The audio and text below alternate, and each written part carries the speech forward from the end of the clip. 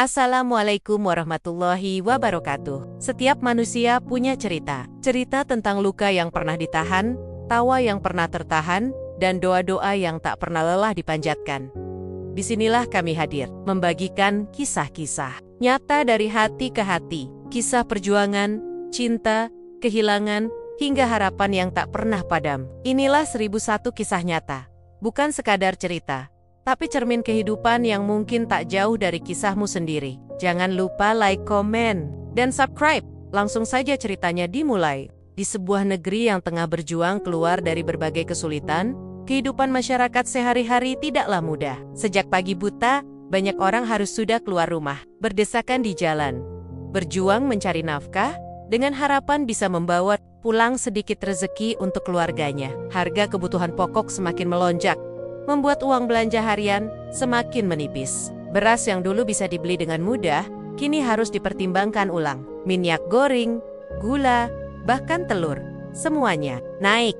Di tengah kondisi itu, wajah-wajah rakyat penuh dengan lelah. Ibu rumah tangga harus pintar-pintar mengatur uang agar cukup hingga akhir bulan. Para pekerja keras rela mengurangi makan siang demi menyisihkan uang sekolah anak-anak mereka. Banyak buruh yang pulang dengan wajah tertunduk karena gaji tidak cukup untuk membayar semua kebutuhan. Sementara pedagang kecil di pasar harus menerima kenyataan bahwa dagangan mereka sepi pembeli. Namun pada suatu hari, sebuah kabar mengejutkan menghantam hati masyarakat. Kabar itu datang tidak hanya dari televisi nasional, tetapi juga dari media sosial yang kini sudah menjadi bagian dari kehidupan sehari-hari. Judul berita terpampang besar, DPR resmi naikkan tunjangan untuk anggota dewan. Bukan hanya naik sedikit, melainkan jumlah yang sangat besar, hingga membuat rakyat terhenyak dan tidak percaya. Banyak yang langsung berhenti sejenak dari aktivitas mereka, hanya untuk memastikan telinga mereka tidak salah dengar. Ada yang sedang menonton televisi di warung kopi, langsung menoleh dengan wajah terkejut. Ada pula yang sedang melihat layar ponsel, tiba-tiba membeku, tidak bisa berkata-kata. Kabar itu menyebar dengan cepat. Dalam hitungan menit, obrolan di berbagai tempat berubah topik. Di pasar tradisional, para pedagang saling berbisik dengan nada kesal. Apa tidak gila mereka? Itu, kita makan saja susah. Mereka malah enek-enoken, menambah uang untuk diri sendiri. Di angkutan umum, para penumpang yang sebelumnya diam kini ikut bercakap, membicarakan betapa jauh jurang antara kehidupan rakyat dengan kehidupan wakil rakyat. Di warung kopi kecil pinggir jalan, suara-suara bernada marah terdengar semakin keras. Seorang bapak paruh baya, yang seharian bekerja sebagai tukang becak, berkata lantang, "Selama ini kita bayar pajak, kita patuh pada aturan, tapi apa balasan mereka? Naikkan tunjangan, seolah-olah uang negara itu warisan dari nenek moyang mereka sendiri." Ucapannya disambut anggukan dan keluhan dari orang-orang di sekitarnya. Bagi masyarakat, keputusan menaikkan tunjangan bukanlah sekadar angka di atas kertas. Itu adalah simbol keserakahan, simbol ketidakpedulian pada penderitaan rakyat kecil. Di saat banyak keluarga berjuang untuk sekadar makan 2 kali sehari, para wakil rakyat justru sibuk menambah kenyamanan hidup mereka sendiri. Mereka yang duduk di kursi empuk ruangan berpendingin. Udara tampak semakin jauh dari realita kehidupan rakyat di bawah. Media sosial pun penuh dengan luapan amarah. Tagar protes bermunculan, ribuan komentar memenuhi kolom-kolom berita. Ada yang menulis dengan nada kecewa, ada yang marah, ada pula yang hanya bisa menertawakan getirnya keadaan. Katanya wakil rakyat, tapi yang diwakili siapa? Perut rakyat atau perut mereka sendiri? Begitu salah satu komentar yang viral. Berita itu bagaikan api yang menyambar jerami kering. Dalam waktu singkat, amarah rakyat yang selama ini terpendam akhirnya menemukan pemicunya. Sebab jauh di lubuk hati mereka, rasa sakit hati sudah lama menumpuk. Harga kebutuhan naik, pekerjaan susah, fasilitas publik tidak membaik. Sementara kehidupan para pejabat terlihat semakin mewah. Mobil-mobil berharga miliaran diparkir di halaman rumah megah. Pesta pernikahan mewah diadakan dengan dana yang entah dari mana. Dan setiap kali ada skandal korupsi terbongkar, yang terseret selalu pejabat atau orang-orang dekatnya. Kini, dengan berita kenaikan tunjangan, kesabaran rakyat benar-benar habis. Rakyat merasa dikhianati oleh orang-orang yang seharusnya menjadi perwakilan mereka. Janji-janji kampanye yang dulu diucapkan dengan manis, kini terasa seperti racun. Kata-kata tentang membela rakyat kecil dan berjuang untuk kesejahteraan. Masyarakat hanya tinggal hiasan kosong yang sudah lama dilupakan oleh para wakil rakyat itu sendiri, di berbagai daerah. Obrolan semakin panas. Para mahasiswa di kampus membicarakan hal ini dengan wajah serius. Mereka merasa terpanggil untuk kembali turun ke jalan. Buruh pabrik yang selama ini menahan rasa sakit hati mulai saling menghubungi, mencari waktu yang tepat untuk bersuara. Bahkan, ibu-ibu rumah tangga yang biasanya hanya sibuk mengurus dapur pun merasa perlu menyampaikan keluhan mereka. Bagi mereka semua, keputusan menaikkan tunjangan bukan hanya kebijakan yang salah, itu adalah penghinaan terhadap perjuangan rakyat yang setiap hari mengencangkan ikat pinggang demi bertahan hidup. Itu adalah pengkhianatan terhadap janji-janji yang pernah diucapkan saat mereka meminta suara rakyat. Dan yang lebih parah lagi, itu adalah bukti nyata bahwa para wakil rakyat tidak lagi hidup bersama rakyat, melainkan hidup di atas rakyat. Hari itu, suasana di banyak tempat terasa berat. Wajah rakyat bukan hanya menunjukkan lelah karena bekerja, tetapi juga marah karena dikhianati. Mereka merasa seperti sudah tidak ada lagi tempat untuk mengadu. Tidak ada lagi suara yang bisa mereka percayai di gedung parlemen. Dan dari rasa kecewa itulah, perlahan-lahan muncul tekad baru di hati masyarakat. Tekad untuk bersuara lebih keras, untuk menunjukkan bahwa rakyat tidak bisa selamanya diinjak, bahwa kesabaran ada batasnya. Dan bahwa ketika penguasa semakin jauh dari rakyat, maka rakyat akan mendatangi penguasa itu langsung. Kabar yang mengguncang itu bukan sekadar berita biasa. Ia adalah api kecil yang menyalakan bara, air yang akan membuka babak baru dalam hubungan rakyat dengan wakilnya. Hari itu, rakyat sadar, mereka tidak bisa lagi diam. Setelah kabar kenaikan tunjangan anggota DPR mengguncang hati masyarakat, suasana di banyak tempat berubah drastis. Jika sebelumnya rakyat hanya bisa mengeluh dalam diam, kini keluhan itu berubah menjadi percikan amarah. Percikan yang lama-kelamaan menyatu menjadi api besar. Hari-hari setelah pengumuman itu terasa berbeda. Di warung kopi, obrolan tidak lagi tentang sepak bola, tidak lagi tentang hiburan televisi, melainkan tentang ketidakadilan yang begitu nyata. Setiap orang punya kisahnya masing-masing. Ada seorang bapak tua yang bercerita betapa ia harus bekerja keras seharian hanya untuk membawa pulang uang yang bahkan tidak cukup membeli setengah karung beras. Ada seorang ibu rumah tangga yang mengeluh karena harus mengurangi jatah makan anak-anaknya, sementara ia sendiri rela menahan lapar. Ada juga mahasiswa yang kecewa karena biaya kuliah semakin mahal, padahal janji beasiswa dari pemerintah tak pernah ia rasakan. Percakapan itu menyatu dalam satu kesimpulan. DPR telah melukai hati rakyat, dan luka itu tidak bisa lagi ditutup dengan kata-kata manis. Di media sosial, situasinya lebih panas lagi. Foto-foto rumah mewah anggota DPR mulai tersebar. Video pesta mewah dan perjalanan liburan mereka ke luar negeri diunggah ulang, dipadukan dengan berita tentang kenaikan tunjangan. Kontras yang begitu menyakitkan terlihat jelas. Di satu sisi rakyat makan seadanya, bahkan ada yang hanya bisa menanak nasi dengan garam. Sementara di sisi lain, para wakil rakyat bersantai di pantai dengan fasilitas serba mewah. Komentar demi komentar bermunculan, seperti gelombang yang tak bisa dibendung. Uang dari mana semua itu? Dari keringat siapa mereka bisa hidup semewah? Begitulah suara hati rakyat yang meluap dalam tulisan. Tagar-tagar protes menjadi tren di berbagai platform. Unggahan tentang kemewahan pejabat dibanjiri kemarahan. Seolah-olah seluruh negeri sedang menatap satu arah dengan perasaan yang sama, kecewa, marah, dan muak.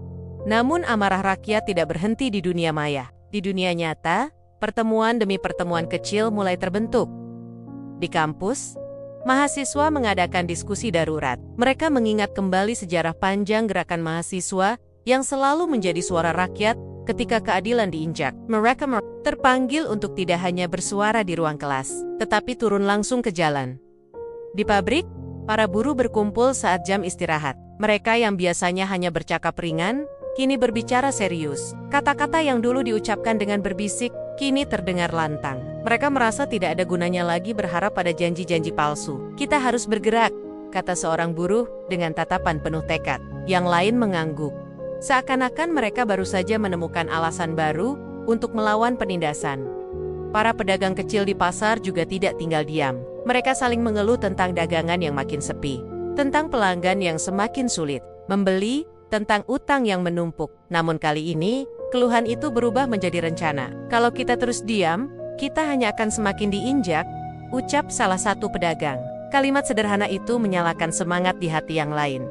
Tidak hanya itu, Para ibu rumah tangga juga ikut bersuara. Di pos ronda, di dapur, di sela-sela kesibukan mengurus anak, mereka membicarakan hal yang sama. Mereka tahu, jika para wakil rakyat terus memikirkan diri sendiri, maka masa depan anak-anak mereka akan semakin suram. Bagi seorang ibu, hal itu lebih menyakitkan dibandingkan rasa lapar yang ia tahan setiap hari.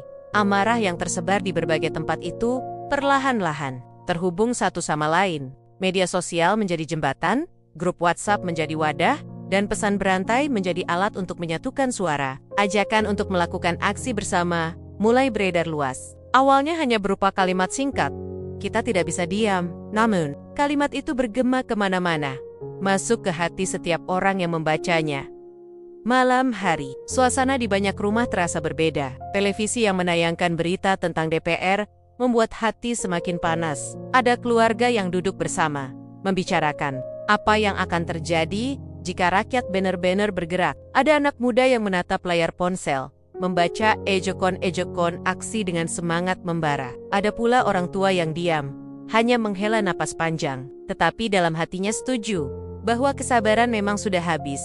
Beberapa tokoh masyarakat juga ikut bersuara. Mereka melihat langsung penderitaan rakyat, dan mereka tahu bahwa kali ini rakyat tidak akan bisa lagi diredam dengan janji kosong. Orasi-orasi kecil mulai terdengar di jalanan. Poster-poster dengan tulisan menuntut keadilan mulai digambar di kertas-kertas besar. Semua itu adalah tanda bahwa badai besar sedang mendekat.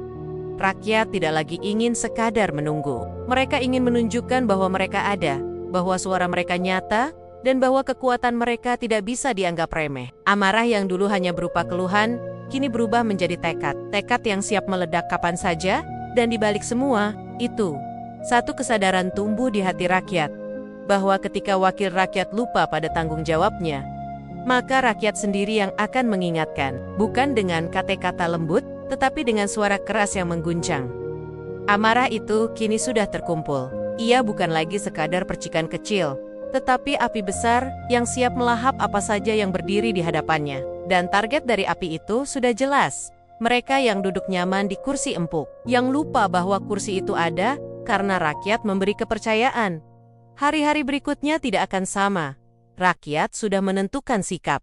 Mereka tidak akan diam. Mereka, Eikenberg, dan rumah megah yang selama ini menjadi simbol kemewahan, akan menjadi saksi betapa berbahayanya amarah rakyat ketika keadilan diinjak. Hari yang dinantikan itu akhirnya tiba. Setelah berhari-hari amarah rakyat terkumpul, setelah obrolan di warung kopi, di kampus, di pasar, dan di pabrik menyatu menjadi satu suara, kini suara itu menjelma menjadi gerakan nyata. Sejak pagi, jalan-jalan di berbagai sudut kota tampak berbeda. Wajah-wajah orang yang biasanya sibuk berangkat kerja atau belanja kebutuhan harian, kini dipenuhi semangat baru. Semangat untuk bersuara lebih keras, semangat untuk menunjukkan bahwa rakyat tidak bisa terus ditindas. Massa mulai berkumpul di titik-titik strategis. Ada yang datang dengan berjalan kaki, ada yang berboncengan motor, ada pula yang naik truk terbuka yang penuh dengan spanduk dan poster buatan tangan. Di antara kerumunan, terlihat wajah-wajah dari berbagai latar belakang. Mahasiswa dengan jaket, alma mater yang lusuh, buruh pabrik dengan pakaian kerja yang masih berdebu, pedagang kecil dengan topi lusuhnya, hingga ibu-ibu rumah tangga yang membawa serta anak-anak mereka. Semuanya menyatu dalam satu barisan panjang yang bergerak menuju tujuan yang sama. Rumah mewah milik seorang anggota DPR yang selama ini dikenal paling lantang mendukung kenaikan tunjangan. Suasana semakin ramai. Di udara, teriakan-teriakan mulai terdengar. Spanduk-spanduk dibentangkan tinggi-tinggi, bertuliskan kalimat-kalimat protes yang lahir dari hati rakyat yang terluka. Turunkan tunjangan, hargai rakyat kecil. Begitu bunyi salah satu spanduk besar yang dipegang erat oleh beberapa mahasiswa. Ada pula yang menuliskan kata-kata lebih tajam, menuding keserakahan wakil rakyat yang dianggap sudah melupakan janji mereka. Di tengah kerumunan, suara orator menggema lantang. Dengan pengeras suara seadanya, mereka memimpin massa untuk tetap kompak. Hari ini kita buktikan bahwa suara rakyat tidak bisa dibungkam, teriak salah seorang pemimpin aksi. Seruan itu langsung dibalas dengan sorakan ribuan orang, seolah-olah amarah yang selama ini terpendam, kini menemukan jalannya untuk keluar. Awalnya, suasana masih terjaga. Barisan massa berjalan teratur, meski penuh semangat. Mereka berorasi, bernyanyi, dan meneriakkan tuntutan dengan suara yang menggema. Warga sekitar keluar rumah untuk menyaksikan pemandangan itu. Ada yang memberi dukungan dengan melambaikan tangan, ada pula yang ikut bergabung karena merasa terpanggil oleh suasana yang membara. Namun semakin lama, energi massa semakin sulit dibendung. Emosi yang menumpuk selama ini membuat setiap langkah terasa berat. Setiap teriakan semakin lantang. Terik matahari yang menyengat tidak membuat mereka mundur. Justru semakin menguatkan tekad bahwa perjuangan ini bukan sekadar unjuk rasa, tetapi juga panggilan hati. Ketika rombongan massa mulai mendekati kawasan rumah anggota DPR itu, suasana berubah drastis. Rumah besar dengan pagar tinggi dan dinding kokoh itu tampak mencolok di antara bangunan lain di sekitarnya. Dari kejauhan saja, kemewahan rumah itu sudah terlihat jelas. Dindingnya yang bercat putih bersih, taman yang rapi, dan mobil-mobil mewah yang terparkir di garasi menjadi pemandangan yang menyakitkan bagi mata rakyat yang sedang berjuang keras hanya untuk bisa makan. Kerumunan langsung berhenti di depan rumah itu. Semua mata tertuju pada bangunan yang berdiri angkuh, seolah-olah tidak peduli pada penderitaan di sekitarnya. Pagar rumah itu menjadi pembatas nyata antara rakyat dan wakilnya. Sebuah tembok yang bukan hanya fisik, tetapi juga simbol jarak yang semakin jauh antara kehidupan rakyat kecil dan kehidupan mewah pejabat yang mereka pilih. Teriakan semakin keras, "Keluar, hadapi rakyatmu sendiri." Begitu suara yang paling sering terdengar. Massa menuntut sang anggota DPR keluar dari rumahnya untuk menjelaskan kebijakan yang telah melukai hati rakyat. Namun rumah itu tetap diam. Tidak ada yang keluar. Jendela-jendela tertutup rapat, pintu-pintu terkunci. Seolah-olah penghuninya tidak ada. Atau mungkin bersembunyi di balik ketakutan. Keadaan semakin panas.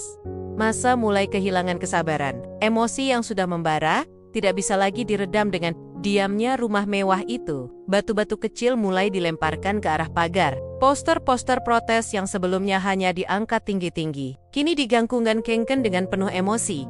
Di antara massa, ada yang mulai berteriak lebih keras. "Kita tidak boleh pulang dengan tangan kosong. Kita harus tunjukkan bahwa kita benar-benar marah." Seruan itu menyebar cepat, membakar hati orang-orang yang mendengarnya. Barisan massa yang semula masih terkendali, kini mulai berguncang. Tekanan dari belakang membuat barisan depan semakin mendesak maju, hingga jarak dengan pagar rumah itu tinggal beberapa langkah saja.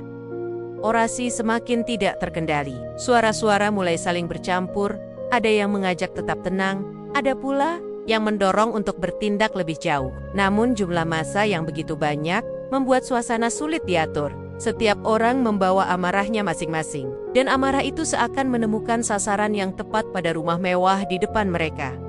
Ketegangan semakin terasa. Warga yang berada di sekitar lokasi ikut terhanyut dalam suasana panas itu. Ada yang hanya menonton dari kejauhan.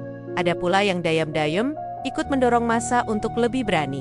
Jalanan di depan rumah itu kini dipenuhi ribuan orang yang tidak lagi peduli dengan panas terik atau rasa lelah. Mereka hanya ingin satu hal, menunjukkan pada dunia bahwa rakyat sudah tidak bisa lagi ditipu dan ditindas. Dan pada saat itu, kesabaran benar-benar habis. Satu dorongan keras dari sekelompok massa membuat pagar rumah itu bergetar hebat. Teriakan membahana, seolah-olah ribuan orang bersatu dalam satu suara. Bagi mereka, pagar itu bukan hanya besi yang menghalangi, tetapi juga lambang kesombongan yang harus diruntuhkan. Hari itu, gerakan massa bukan lagi sekadar unjuk rasa damai. Ia telah berubah menjadi gelombang besar yang siap menghantam apapun di depannya. Dan rumah mewah, anggota DPR itu menjadi pusat perhatian, menjadi target dari amarah yang selama ini ditahan. Massa telah bergerak, tidak ada yang bisa menghentikan. Mereka, suara rakyat sudah terlalu keras untuk dibungkam. Dan langkah mereka sudah terlalu jauh untuk dihentikan. Rumah itu kini hanya tinggal menunggu giliran, menjadi saksi betapa besar kekuatan amarah ketika rakyat merasa dikhianati. Di hadapan massa yang sudah membara, berdirilah sebuah rumah besar dengan pagar tinggi dan dinding kokoh. Rumah itu tampak mewah, begitu kontras dengan lingkungan sekitarnya. Di balik pagar besi berlapis cat hitam yang berkilau, ada taman hijau yang tertata rapi, ada kolam kecil dengan air mancur yang biasanya menjadi lambang ketenangan, dan ada mobil-mobil mahal yang terparkir rapi di garasi. Semua itu terlihat jelas oleh ribuan pasang mata rakyat yang berdiri di luar pagar, berdesakan, penuh dengan amarah. Bagi Massa, rumah itu bukan sekadar tempat tinggal seorang anggota DPR. Rumah itu adalah simbol ketidakadilan. Setiap Secina mengingatkan rakyat pada perbedaan mencolok antara hidup mereka yang penuh perjuangan dan hidup seorang pejabat yang penuh kemewahan. Setiap dindingnya seperti menertawakan penderitaan rakyat. Setiap kaca jendelanya memantulkan wajah lelah mereka yang setiap hari bekerja keras hanya untuk bertahan hidup. Seorang pria parubaya di antara kerumunan tiba-tiba berteriak lantang. Suaranya menembus hiruk-pikuk. Rumah ini dibangun dari uang kita semua, dari pajak kita, dari keringat kita. Dan sekarang mereka malah menambah tunjangan untuk memperkaya diri sendiri. Kata-katanya seperti api yang dilempar ke dalam bara. Massa langsung menyambut dengan teriakan marah, serempak, semakin keras, semakin menggema.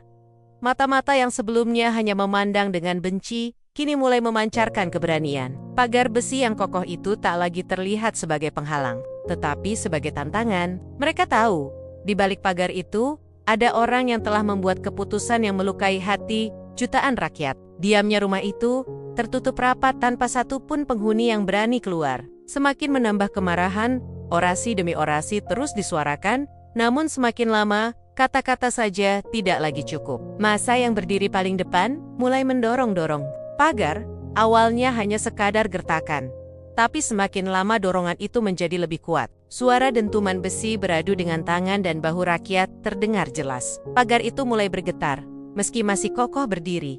Lalu, batu pertama dilemparkan. Sebuah batu sebesar kepalan tangan meluncur dari arah belakang kerumunan, melayang di udara, dan menghantam kaca jendela lantai bawah rumah itu. Kaca pecah berkeping-keping. Suara itu memicu sorakan ribuan orang, seolah-olah itu adalah tanda dimulainya sesuatu yang lebih besar. Batu demi batu kemudian menyusul.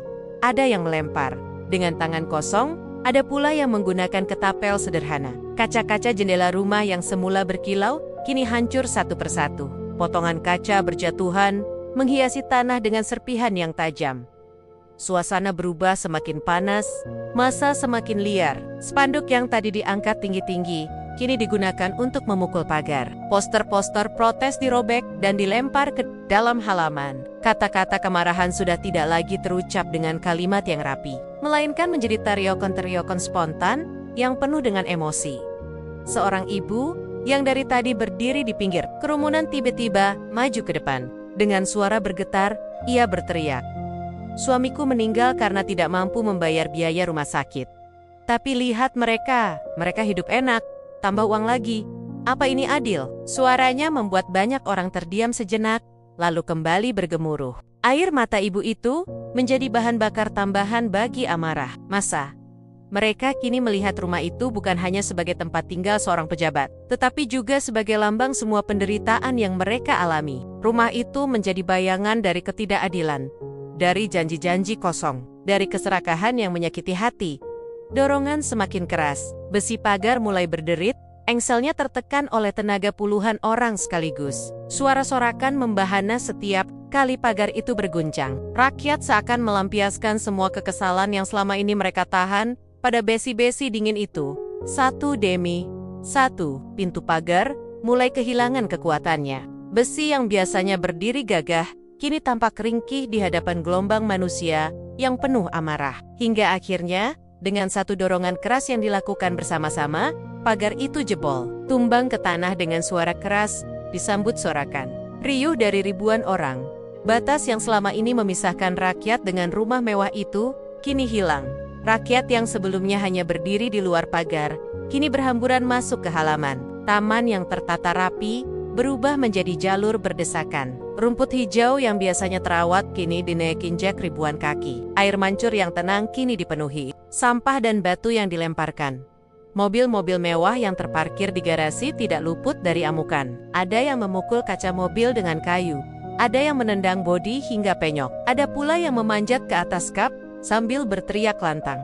Semua rasa sakit hati, semua rasa kecewa, dilampiaskan tanpa bisa dihentikan lagi.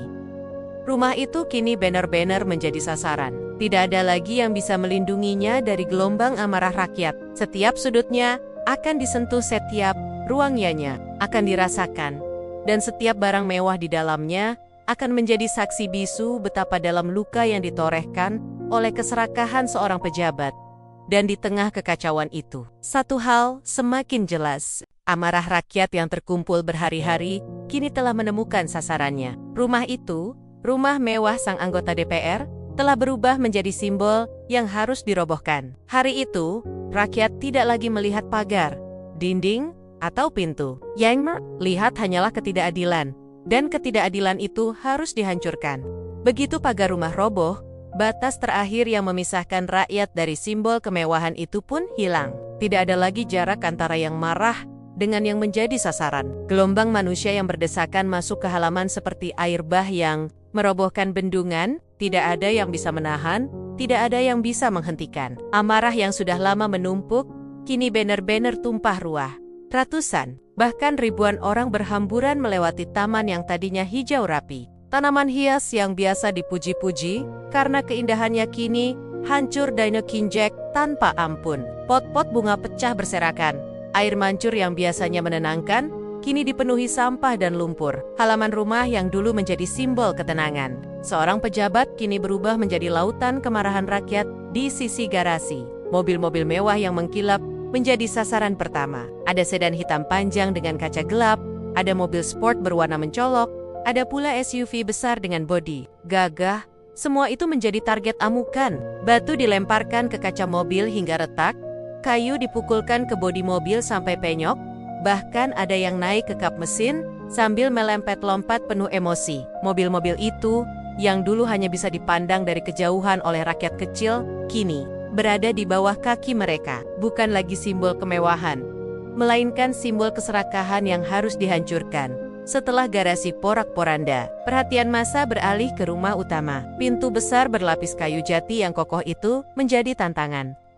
Puluhan orang mendorong bersama-sama, menghantam dengan bahu, memukul dengan benda keras. Suara hentakan berulang-ulang terdengar, hingga engsel pintu mulai goyah. Sementara itu, yang tidak ikut mendorong memilih melempar kaca jendela dengan batu, kursi plastik, bahkan botol kosong. Satu persatu kaca besar pecah, serpihannya berkilauan di udara sebelum jatuh berserakan di lantai. Ketika pintu akhirnya jebol, sorakan menggema. Massa menyerbu masuk ke dalam rumah, memenuhi ruang tamu yang luas dengan perabot mewah. Sofa kulit berwarna krem, meja kayu mahal, lampu gantung kristal yang berkilauan semuanya, kini menjadi pemandangan yang membuat rakyat semakin marah. Inilah hasil dari uang rakyat, teriak seseorang sambil menjatuhkan vas bunga kristal ke lantai hingga pecah berkeping-keping. Sorakan semakin menggema. Amukan terus berlanjut. Beberapa orang mencabut televisi layar besar dari dinding, mengangkatnya, lalu menjatuhkannya hingga hancur berkeping. Ada yang menendang lemari kayu jati sampai pintunya terlepas. Ada pula yang membuka kulkas besar di dapur, melihat isinya penuh makanan dan minuman impor, lalu membaginya dengan massa yang lain. Botol minuman berkarbonasi, keju impor, daging segar, semuanya diambil. Lihat, kita susah cari makan, tapi mereka hidup seperti ini, teriak seorang ibu sambil memperlihatkan sekotak daging beku kepada orang-orang di sekitarnya. Di kamar-kamar atas, massa menemukan ranjang empuk dengan spray sutra, lemari pakaian berisi baju bermerek, tas kulit, dan sepatu-sepatu mahal. Semua itu diambil, dibawa turun, lalu sebagian dihancurkan, sebagian lagi diperebutkan. Ada yang sengaja merobek pakaian mahal hanya untuk melampiaskan sakit hati. Ada pula yang menenteng sepatu bermerek sambil berteriak lantang. Selama ini, mereka berjalan di atas penderitaan rakyat dengan barang-barang seperti ini. Setiap ruangan yang dimasuki massa meninggalkan jejak kekacauan. Lukisan-lukisan mahal yang sebelumnya tergantung indah, kini jatuh ke lantai, robek atau terbukar. Buku-buku di perpustakaan rumah berserakan, sebagian dibakar di halaman. Kamar mandi yang mewah dengan marmer mengkilap, kini dipenuhi koreten-koreten kemarahan yang ditulis dengan cat semprot. Tidak ada satu sudut pun yang luput dari amukan. Orang-orang yang masuk membawa dendam pribadi, membawa luka hidup masing-masing, seolah melampiaskannya pada benda-benda mewah di dalam rumah itu. Seorang bapak tua berdiri di tengah ruang tamu, menatap sekeliling, lalu berucap dengan suara bergetar, "Selama puluhan tahun, aku kerja keras, tapi rumahku tetap reyot. Lihat rumah ini, lihat betapa mereka hidup dari uang kita." Kareket membuat banyak orang terdiam sejenak, tapi hanya sebentar, karena teriakan dan aksi lain segera menggantikan keheningan Di luar, halaman semakin penuh dengan barang-barang hasil rampasan. Ada yang mengangkut kursi, ada yang menyeret lemari, ada yang membawa karpet gulung. Semua itu diangkut bersama-sama. Bagi massa, barang-barang itu bukan sekadar harta, melainkan simbol balas dendam terhadap ketidakadilan. Api mulai muncul. Awalnya hanya dari kertas yang dibakar, lalu merambat ke tirai rumah yang robek, hingga akhirnya menyambar perabot kayu. Asap hitam membumbung tinggi ke udara. Rumah yang megah itu perlahan berubah menjadi puing, lambang dari amarah rakyat yang sudah tidak terbendung lagi. Dalam kekacauan itu, ada wajah-wajah penuh amarah. Ada pula wajah penuh kepuasan. Beberapa orang menangis, bukan karena takut, tapi karena merasa keadilan seolah mereka rebut dengan tangan sendiri. Ada yang duduk di lantai rumah sambil terisak, berkata, "Ini bukan milik mereka. Ini milik kita." Mereka hanya merampasnya terlalu lama. Rumah itu kini benar-benar menjadi arena pelampiasan. Tidak ada lagi batas. Tidak ada lagi wibawa. Tidak ada lagi kemewahan yang bisa melindungi seorang pejabat dari murka rakyat. Semua hancur, semua luluh lantak, dan di tengah puing-puing itu, satu pesan besar menggema, rakyat yang terluka. Bila sudah bersatu, tidak ada kekuatan yang bisa menahan mereka. Hari itu, rumah sang anggota DPR bukan hanya dirusak, tapi dihancurkan. Sebagai simbol, bukan sekadar kehilangan harta benda, melainkan kehilangan harga diri. Amukan yang tak terbendung itu menjadi peringatan keras, bahwa keputusan yang serakah telah membakar bara yang selama ini disembunyikan, hingga akhirnya meledak, menjadi api yang melahap segalanya. Ketika amarah sudah meledak tanpa kendali, rumah yang tadinya berdiri megah itu tak lagi tampak sebagai tempat tinggal, melainkan seperti gudang barang rampasan yang siap dijarah. Massa yang berjejal di dalam maupun di luar, seperti tidak puas hanya dengan merusak. Mereka merasa ada sesuatu yang harus mereka bawa pulang, sebagai simbol balasan atas rasa sakit hati yang mereka tanggung selama ini. Di ruang tamu, sofa kulit besar yang biasanya menjadi tempat pejabat itu bersantai kini dipertel. Ada yang mengangkat bantal sofanya, ada yang menyobek kulit penutupnya untuk dijadikan alas di rumah. Meja kaca yang semula bersinar, kini diangkat beramai-ramai keluar halaman. Bahkan karpet tebal dengan motif elegan digulung terburu-buru dan dipanggul oleh beberapa orang. Mereka tampak kelelahan, tapi wajah mereka penuh kepuasan, seolah sedang membawa pulang kemenangan di dapur. Kulkas besar yang penuh dengan makanan mewah telah kosong. Orang-orang bergantian membuka lemari dapur, mengambil segala sesuatu yang bisa dibawa pulang, panci, wajan, sendok garpu, bahkan koleksi piring keramik. Ada seorang ibu yang tersenyum getir sambil memeluk beberapa piring. Di rumahku, anak-anakku makan di piring plastik retak. Hari ini, aku bisa membawa pulang piring keramik yang biasanya hanya bisa kulihat di televisi, katanya kepada orang. Kata-kata itu menggambarkan jurang kesenjangan yang begitu dalam. Di kamar-kamar, lemari pakaian dibongkar habis-habisan. Tas kulit asli, sepatu mahal, gaun dan jas bermerek dikeluarkan satu persatu. Ada yang memakainya langsung, berjalan dengan penuh gaya, seolah mengejek pemilik rumah. Ada pula yang menumpuknya dalam karung goni untuk dibawa pulang. Perhiasan yang ditemukan di laci kamar disambar cepat, disimpan dalam saku, tanpa peduli siapa yang memilikinya. Bahkan mainan anak-anak pejabat itu pun tak luput. Boneka besar, mobil-mobilan remote control, hingga sepeda kecil diangkut keluar. Beberapa anak dari masyarakat sekitar yang ikut masuk rumah, langsung menaiki sepeda itu dengan mata berbinar. Mereka tertawa, mungkin tanpa banner-banner menggarti, bahwa kegembiraan mereka lahir dari sebuah amarah kolektif orang dewasa. Di garasi, mobil mewah yang sudah ringsek dihancurkan lebih jauh. Namun, bukan berarti mobil itu tidak lagi memiliki daya tarik. Ada yang membongkar ban cadangan, ada yang melepas jok mobil untuk dibawa pulang. Bahkan ada yang mencabut emblem mobil sebagai kenang-kenangan. Setiap bagian dianggap berharga. Setiap potongan dianggap bisa memberi manfaat, atau sekadar menjadi simbol bahwa mereka pernah menguasai barang-barang yang sebelumnya jauh dari jangkauan. Barang-barang elektronik menjadi incaran paling cepat. Televisi besar, perangkat audio, laptop, kamera, semuanya lenyap dalam hitungan menit. Orang-orang membawa dengan kedua tangan, memanggul di bahu. Bahkan ada yang menggunakan motor untuk mengangkut barang hasil rampasan. Kabel-kabel dicabut secara kasar, colokan dihancurkan, asal bisa cepat dibawa keluar. Namun, tidak semua barang hanya diperebutkan untuk kepentingan pribadi. Ada juga orang-orang yang membagi-bagikan hasil rampasan kepada masa lain. Seorang pemuda berdiri di teras rumah, menenteng kotak berisi jam tangan dan perhiasan, lalu melemparkannya ke kerumunan. Orang-orang berebut. Sebagian menangis karena berhasil mendapatkan sesuatu, sebagian lagi marah karena tidak kebagian. Situasi semakin kacau, tapi bagi mereka, inilah puncak rasa lega yang selama ini tertahan. Di halaman, tumpukan barang terus bertambah. Karung-karung berisi pakaian, kasur, gulung, televisi kecil, bahkan alat-alat dapur berserakan di tanah. Orang-orang yang datang belakangan masih kebagian. Meskipun hanya barang-barang kecil, ada yang membawa pulang rak buku rusak. Ada pula yang menenteng bingkai foto keluarga pejabat itu. Bingkai itu diangkat tinggi-tinggi. Lalu wajah pejabat yang terpampang di dalamnya dicemooh oleh massa. Ada satu pemandangan yang begitu kontras. Seorang bapak tua, dengan wajah penuh kerut, keluar dari rumah itu, hanya membawa sebuah bantal. Ketika ditanya oleh seseorang, mengapa ia hanya mengambil bantal, ia menjawab lirih. Aku tidak butuh banyak, cukup bantal ini, untuk aku tidur lebih nyaman, yang lain biarlah mereka bawa. Kalimat sederhana itu menohok banyak hati. Di tengah kerakusan orang lain, masih ada yang hanya mengambil secukupnya. Sementara itu, di ruang kerja pejabat tersebut, dokumen-dokumen penting yang berserakan juga tidak luput dari perhatian. Ada yang membakar, ada yang membawa berkas hanya untuk kemudian mengibaskannya seperti bendera kemenangan. Di meja kerja, laptop yang masih menyala pun langsung direbut. Seolah-olah dengan memilikinya, mereka bisa merasakan sedikit potongan kekuasaan yang selama ini hanya ada di tangan sang anggota DPR.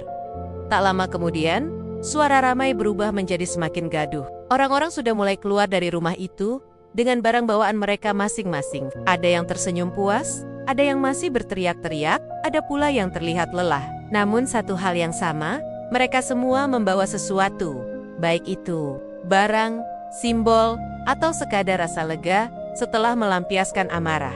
Rumah yang tadi begitu megah, kini kosong, porak-poranda, dan kehilangan segalanya. Barang-barang yang dulu menjadi simbol kekayaan seorang pejabat, kini tercerai-berai, terbawa ke tangan rakyat. Tidak ada lagi meja makan mewah, tidak ada lagi lemari penuh pakaian mahal, tidak ada lagi perabot yang bisa dibanggakan. Semua lenyap dan berpindah tempat.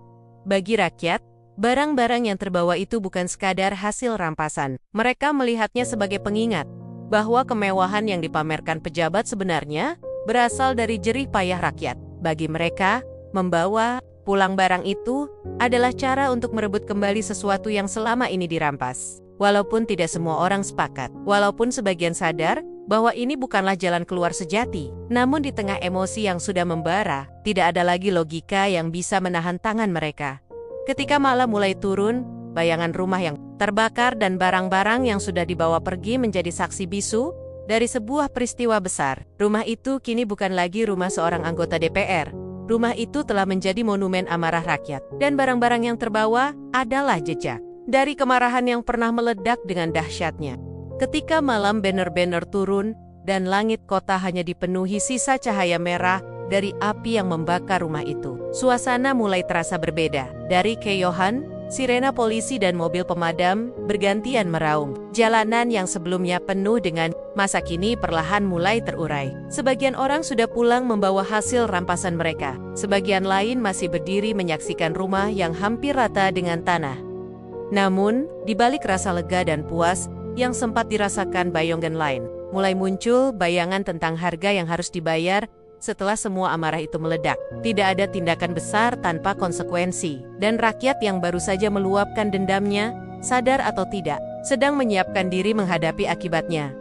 Rumah mewah itu kini hanyalah puing. Dindingnya hitam pekat, atapnya runtuh, dan halaman yang dulunya rapi berubah menjadi lautan sampah dan sisa barang. Bagi sebagian orang, pemandangan itu adalah simbol kemenangan rakyat melawan keserakahan. Namun bagi sebagian lain, itu juga menandai awal dari masalah baru. Sebab, di balik semua ini, pemerintah dan aparat tidak akan tinggal diam. Keesokan harinya, berita tentang rumah anggota DPR yang dirusak massa memenuhi layar televisi, radio, hingga media sosial. Semua orang membicarakannya. Ada yang bersorak, mendukung tindakan massa, ada pula yang mengecam keras. Media internasional bahkan meliputnya, menyebut kejadian itu sebagai amarah rakyat yang meledak terhadap kesenjangan sosial. Nama pejabat itu, yang sebelumnya hanya dikenal lewat kebijakan tak populer, kini menjadi buah bibir dunia.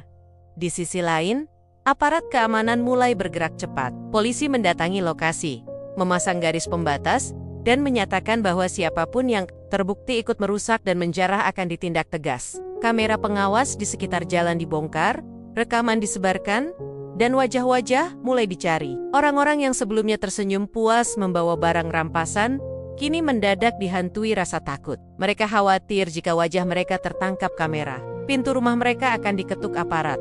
Beberapa orang mulai menyesali tindakannya. Seorang ibu yang kemarin dengan bangga membawa pulang piring keramik, kini duduk termenung. Di tangannya, piring itu masih utuh, tapi hatinya gelisah. Ia bertanya pada dirinya sendiri, apakah aku sudah benar? Ataukah aku hanya terbawa arus kemarahan? Di Sadit Lane, seorang pemuda yang kemarin merampas laptop, kini tak bisa tidur nyenyak. Setiap suara motor yang berhenti di depan rumah membuatnya merasa aparat datang menjemput. Sementara itu, anggota DPR yang rumahnya hancur, kini berlindung di tempat yang dirahasiakan. Wajahnya muncul di layar televisi, dengan mata merah dan suara bergetar. Ia menyebut peristiwa itu sebagai bentuk kriminalitas yang tidak bisa dibiarkan, dan bersumpah akan menuntut semua yang terlibat. Ucapannya justru menambah bara di hati masyarakat, sebab bukannya menyesal atas kebijakan menaikkan tunjangan, ia malah sibuk menuding rakyat sebagai perusuh. Namun, tidak semua anggota DPR diam. Beberapa di antara mereka mulai merasa khawatir. Mereka sadar bahwa rumah yang terbakar itu bisa jadi hanyalah awal. Jika keserakahan mereka terus dibiarkan, bisa saja amarah rakyat menyebar ke rumah-rumah mereka. Dalam rapat darurat, sebagian anggota menyerukan agar keputusan menaikkan tunjangan ditinjau ulang. Tapi suara itu kalah oleh mayoritas yang masih keras kepala. Di jalanan, rakyat pun terpecah. Ada yang merasa bangga karena keberanian mereka berhasil menunjukkan kekuatan. Ada yang takut karena khawatir ditangkap. Ada juga yang mulai menyadari bahwa kerusakan bukanlah jalan keluar. Mereka berbisik-bisik, apakah ini benar-benar kemenangan? Atau justru jebakan yang akan membuat kita semakin terpojok? Di balik semua itu, harga yang harus dibayar bukan hanya soal ancaman hukum. Lebih dari itu, ada luka sosial yang muncul. Hubungan antara rakyat dan pemerintah semakin retak, rasa percaya semakin hilang. Anak-anak yang kemarin melihat orang tuanya ikut menjarah, kini tumbuh dengan bayangan bahwa keadilan hanya bisa dicari dengan kekerasan. Generasi muda mulai bertanya, apakah benar negeri ini bisa berubah lewat cara damai? Ataukah hanya lewat api dan amarah? Rumah pejabat yang terbakar itu akhirnya menjadi monumen bisu. Orang-orang melewatinya dengan perasaan campur aduk. Ada yang mengingatnya dengan bangga, ada yang mengingatnya dengan penyesalan. Tetapi satu hal yang pasti, rumah itu menjadi pengingat bahwa rakyat bisa bergerak, bahwa amarah bisa meledak, dan bahwa keserakahan pejabat memiliki batas. Namun, rakyat juga sadar di setiap ledakan amarah ada harga yang tak terelakkan.